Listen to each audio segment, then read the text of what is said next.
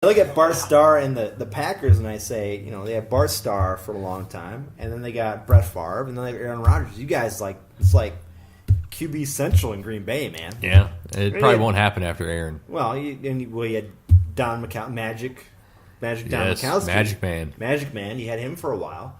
Yeah. So I look at him and going, Bart Starr was kind of the start of the great quarterbacks in Green Bay. Again, even though I'm not a Packer fan, and I despise the Packers, I'm a Vikings fan. Bart Starr, of course, was, he started the whole Super Bowl era. Yeah, he won those 2 Super Bowls. He's in the Hall of Fame. He'll be greatly missed, I'm sure, in Green Bay. For sure. And even I think in Minnesota too. I think there's some people here who aren't Packer fans necessarily, but watched him play. Right. And it's a great quarterback gone. Right, yeah. It's a giant of the NFL history that, that's the way it goes, unfortunately. Yeah, it's so crazy to see some of these older players in sports passing away. And, of course, we were not the age yet where guys that we grew up with. Right. But it's tough to see your childhood. I'm sure there's guys in Green Bay who their childhood was Bart Starr, and him passing is a big thing for them. Right. Kind of like when we talked about before the podcast, Kirby Puckett dying for me, even retiring was a very sad day for me because he was part of my youth.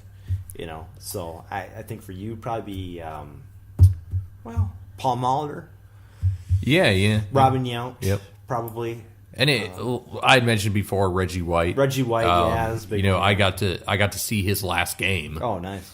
Yeah. In person in Lambeau. So that was, and his was a kind of a surprising death. Mm-hmm. So but definitely in terms of others, Molitor and Yount would be big ones. Yeah, because they play. Guys like that play a huge part in your childhood when you're a sports fan. Right. You're watching baseball. You as a Brewers fan back in the late 80s, early 90s. Me as a Twins fan back in the late 80s, early 90s. Those guys were, they were your team. Those were your guys. Yeah. As you get older, you don't think about them as much like that anymore. Right. Yeah. But when you're young, you always think about that, and that's why I get told you. I cried when Kirby Puckett retired from his glaucoma because that was the guy I went to see when I went to a baseball game. I was there to see Kirby Puckett. Kent Herbeck, Gaetti, those guys again will be like that. And for you, Robin Yount and Paul Molitor will probably be the same way. And that's why I like to kind of watch the Football Hall of Fame every year. Yeah, because just like these old players, just you see them all there, and just think the following year. Ones that have passed away since then. Mm-hmm. Right, yeah. I mean, for you, Alan Page. I've seen most of them. Fran Tarkington. Those guys, when they pass away, that's going to be big for you. It's a sad. It's the biggest one I ever met was Will Chamberlain. That's right. You met Will Chamberlain. Wow, that's cool. I was in the Philadelphia airport flying into service. I was standing around lost. I turned around. I looked up. I looked up, and this big guy looks down at me and he says, a lot of people do that. Well, now did he have, I've asked this before, Tom, did he have a couple of girls with him at the time? No, just Will. Because he was known to be he was a big player. Yeah. But I definitely couldn't not miss him. Well, Tom, you're 5'6"? Yes, 5'7". Yeah, come on. Will Chamberlain. Jiminy Christmas. I used to look up and up and up and up. Weren't you you were in the Army at that time, weren't you? Yeah. Yeah. That's awesome. I was going to boot camp. That's right. Nice. Meeting guys like that, I've never had a situation before. I guess, meeting Will Chamberlain, I couldn't imagine. Yeah. I've never met a player like Will Chamberlain before. Marty Cordova, the Twins, I met once. Right. But other than that, I think about it and I go, wow, to meet Will Chamberlain and think about it now, it's like, holy shit. Right. Yeah. That'd be like you meeting Reggie White. Right. You're at a mall in Green Bay or wherever, and Reggie White's standing there. Right. You know, for me, it'd be like me meeting Curry Puckett at a bar somewhere. My last statement of the day. Years back, I was still in the Army. I went to New York City for a weekend. I went to Yankee Stadium. And Mickey Mantle just broke his leg. And he just had came back. He pinch hit and hit a pinch hit home run and limped around the bases. Let's see. I'll never forget that. It's crazy that Tom with Chamberlain and Mantle seen these things. Right. And I think about those guys and I go, those are legends of the game. Right. Yep. And I look at me now and the guys I watched growing up, especially in baseball. Well, Puckett was a legend, but in our time of baseball, it was the steroid era. Right. So exactly. a lot of those guys are kind of, they're asterisks next to your names. Right. McGuire, the Canseco's, Sosa, Rafael Palmeiro, all those guys. And Yep. it's like, I saw Canseco hit a home run. Well, yeah, he's on steroids. Yeah. You know, it's kind of a bad deal for us. Right. You know? And, people that are a little bit younger than us, when it comes to football, they're in the era of we can't harm the quarterback. So you've got these quarterbacks that have huge numbers. You have these wide receivers that have huge numbers because their quarterbacks can't be touched. That's right. And it's different now. It's different. Yeah. What Tom is talking about is the golden age of all sports in the United States, I think. It was football, basketball, baseball, even hockey. That was the golden age when things started coming about and the players that you saw were larger than life. Right. I mean, Will Chamberlain, Mickey Mantle, larger than life guys. Would have loved to see play. Right. Mantle, Roger Maris. Would have loved to see the guy play, but not anymore. Now we're stuck in the era we're in now, and we like soccer. Right. So we're relegated to soccer. We get to see DQ play. Right. So you don't even wait. That's the other thing too is before we go, I want to say that Tom has been a fan of our podcast since the day we started, and he listened to it every episode he listens to, but he does not like soccer at all. I think he just listens because he likes hearing our voices. I've been told I have a good voice. That's the main reason. You guys blend so well. Yeah, exactly right. Exactly right. So if we can get a guy who doesn't like soccer to listen to our podcast, Well, right, yeah. oh, anybody can listen to it. Yeah.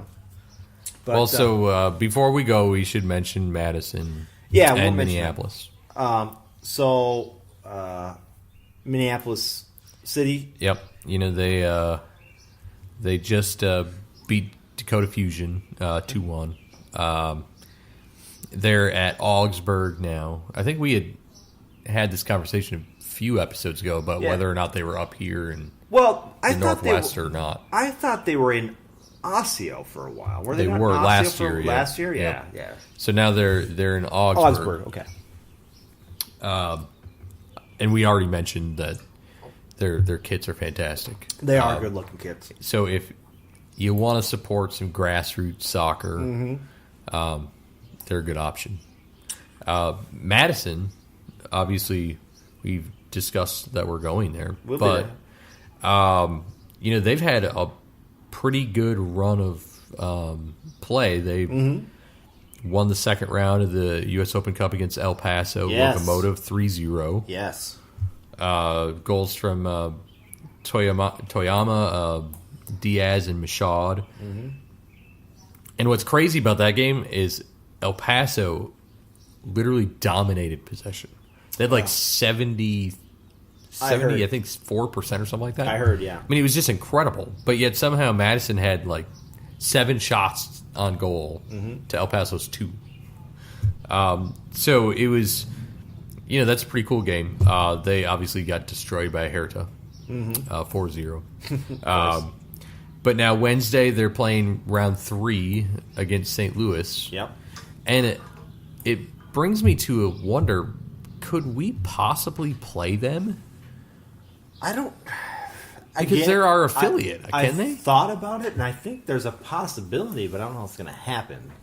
Yeah, I don't know how the U.S. Open Cup works. Yeah. But I would think being our affiliate, we couldn't, even if it happened. Well, but I don't know. I guess I don't know the rules. Yeah. You know? But so they're in round 3. Obviously, MLS teams come in round 4. So if they make it past St. Louis, then they're good to go. Nice get for them. I mean, if they got to round 4, it'd be great for them. Yeah. I'd be very excited. Before we talk about any more about Madison, I want to say, please listen to Let Me Be Forward, their podcast. Yes, they do a great job. Listen to many of their episodes. Those guys rule. We'll be down in Madison. I'm hoping that they might be at the game and we can chat with them a little bit. Yeah, it'd be kind of cool. It'd be kind of cool to see them. I'm going to hit them on Twitter and be like, hey, you guys want to meet up for a drink before the game? Just chat about your podcast and our podcast. And they're great. They do a great job. They get a lot of players on, and they're awesome. Yeah, I've enjoyed listening to them. So, we'll be in Madison in 3 weeks. Who are they playing that weekend? It's Tucson. Tucson. Okay. Yeah. So we'll be there. We're doing a podcast before the game at a location to be determined by the flock. Yep. I requested 1 barrel. Mm-hmm. Which makes the beer for them. So we'll see what happens. We are staying at the Howard Johnson's. Right up the Hojo's. road. Hojo's, right up the road. Free hot and cold breakfast buffet. All right. That's the get. Yeah. It's good that it's hot. Yeah. And they have a bar. And those continental ones are. Yeah, they suck. And they have a bar in the you know, I always make sure when I get a hotel there's a bar there. Yep. And if I get hot and cold breakfast, that's a plus. Yeah. And they were cheap. As long as they have Beam, I'll be good. Yeah. I mean, I'm not a big Beam fan, but I need to at least have bourbon. Yeah. So we're David, and myself are road tripping down there on Friday. We'll be out Friday night. We'll be out there. Saturday, of course, the podcast, and then of course Saturday night got the game. Sunday we'll come home. Saying that we get tickets. Well, I think we can get tickets. We should be able to. You know, Stevens. It'd be pretty funny if we didn't, though. Well, now Stevens is really good at the secondary market. I don't know if you Okay. know this. Stevens is I think he's got 4 or 5 different apps that he's always checking. And that's why he always says wait till the last minute, because he's got numerous apps going on, and he's like, oh, this ticket's now this price, you know. So he's great at the secondary market. He bought our tickets for Chicago and got them for very good prices. Not that So I'm sure we'll be there. Possibly. If not, we'll just look through the fence. Right. We'll stand by the fence and just, whatever. I do have to get when we get down there Friday, I do have to go to their store and get a shirt or something. Yeah, you don't have anything yet. Not anything yet. I thought about ordering it online, but then I saw the time it takes to get here, and I'm like, well, there's not enough time now to get Yeah, one. it's interesting. I'd really like to reach out to them and see why the processing time is so long. Well, I'm sure it's because it's not small there. It's got to go somewhere else and whatever. So I think on Friday we'll head down there and I'll pick up a shirt or something. I might get a jersey, potentially. Their goalie. The pink one? No, the goalie ones. Oh, pink ones are nice. I like the pink ones, but I like the goalie ones. I might pick up a jersey and wear it on Saturday, of course, with my United hat. And so I have United, and then we do the Madison thing. It'd be a nice little combo. But we'll be there. If anybody's listening to this podcast, I know the teeny guys are going to be down there. Yep. And there might be some other supporters groups who listen who might be down there. And we will announce where we're going to be at. As soon as we know where we're going to be at, we will announce it on Twitter and Facebook. Just like we always do. Like we always do. And the timing of it, it'll probably be whenever that brewery opens. So we, again, everybody can come and watch us do our thing and be on the podcast and say some things. I think we're done. I think we are too. Yeah. Tom, you got anything else to say? I don't believe so. All right. Go Twins. Of course, go Twins. That's right. So, again, from Tom and Jan's Garage, I want to thank Tom and Jan for letting us over here. We do have, of course, sponsors to talk about once again, because every episode now we have sponsors. I want to say thanks to our sponsor, Golden Goal Press, the best choice for you to get custom shirts, hats, mugs, and other items for just yourself or your organization. Check out their amazing products at a fraction of the price of other places at goldengoalpress.com. Also, thanks to Roughneck Scarves, official scarf